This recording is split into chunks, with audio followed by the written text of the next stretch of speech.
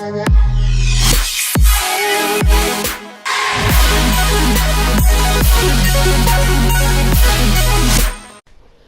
what's going on, guys? HinduGod24 here, and today I have some pretty beastly pistol gameplay for you guys. I'll be using the LCAR-9.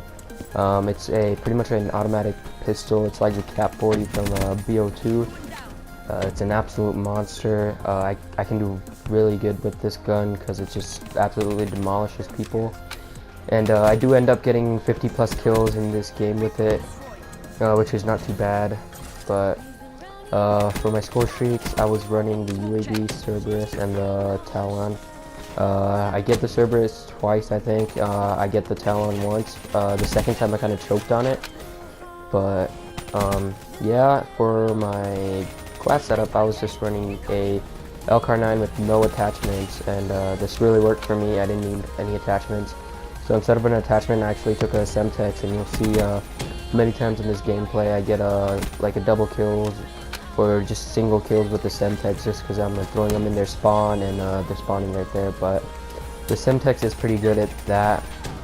And yeah, and I know I've been uploading a lot of gameplay on Nuketown, and I will try to change that up, but as soon as I get a good gameplay, I just want to upload it for you guys.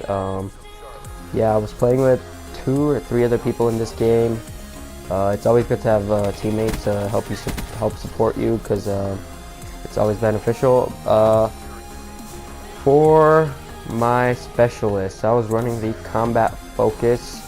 I think it's a pretty good specialist because oh, this was a pretty bad death right here. They were camping by the cars on B, which a lot of people do, but like I was saying, my specialist combat focus, it just helps me get my score streaks faster. It's so much easier to get my score streaks if I have it on and I can just get a few kills. Yeah, and I absolutely recommend it if you have troubles getting your score streaks. Definitely try combat focus on. It's pretty good. And the Call of Duty community for now has been very trying to voice their opinion, I would say, like with the black market blackout, where they're not going to buy anything from the black market till July 1st, if I'm June 1st or July 1st, it's one of those days. It's the way, like, they're trying to get their message out to Treyarch saying that they want better odds for DLC weapons and everything like that, and I agree with them, but I will not be blacking out because I feel like I have a higher chance of actually getting the weapons if I open things than not opening them at all. So that's the only reason I am opening them, because if I can get some, I can get some DLC weapons, I can get some good gameplay for you guys, get some like HE40 gameplay, get some of that melee weapon gameplays like the baseball bat. Like, I absolutely want that baseball bat, it's pretty sick. Right now I have no weapons at all, which kind of sucks, but I wish I did, and I would be able to upload some gameplay for you guys. So as you can see, I just got my Cerberus for the first time. The Cerberus actually does so much work. Like, it's one of my favorite score streaks, along with the Wraith and the Hater and the UAV, of course. You guys know I always run the UAV. I never replace it, but if you guys want me to run a specific score setup, be sure to leave it in the comments below, and I will try my best to do so. And there was that first round. We did win, and I got my second Cerberus, as you can see, from capping the home flag. And that's what, like I mentioned before with my Semtex, I get double kills just by throwing it on B flags, and it's pretty nice because it's pretty much like free kills because they're just all camping on it.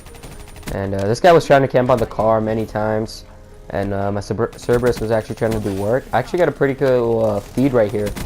As you can see, they were all camping on it, and I got a quad feed, if I'm not incorrect.